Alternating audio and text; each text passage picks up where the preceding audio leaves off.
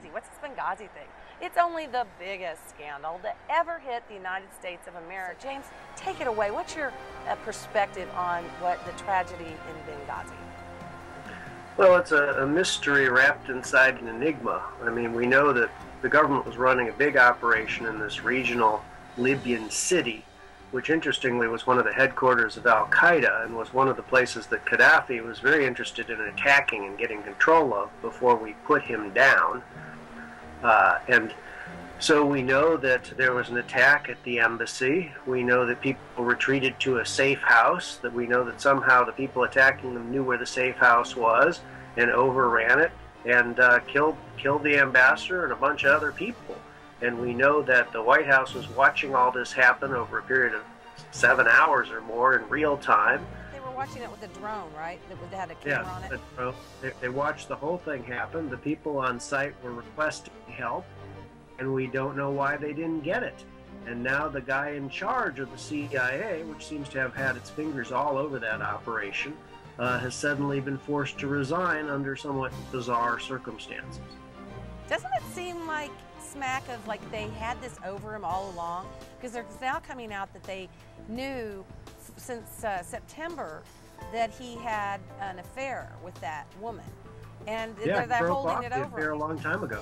Yeah, and so it's like they're holding it over him, like, you play ball with us, you pretend like this is some bad reaction to some anti-Islamic movie, or we're going to tell everybody, including your wife, about your little extramarital affairs, which is very serious business in the military. Well, I know that they didn't do anything about him until just a couple days before, when he suddenly said, hey, it wasn't the CIA that refused help to these people, and then all of a sudden he was history.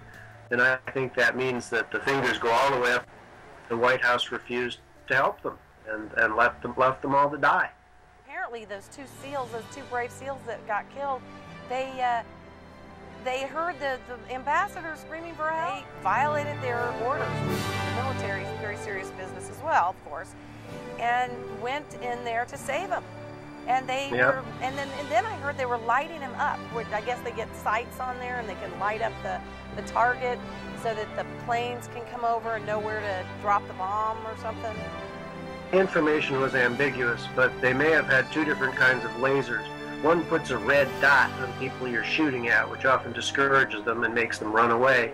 The other paints them with a special kind of infrared laser that the targeting planes can see, so they know where to hit.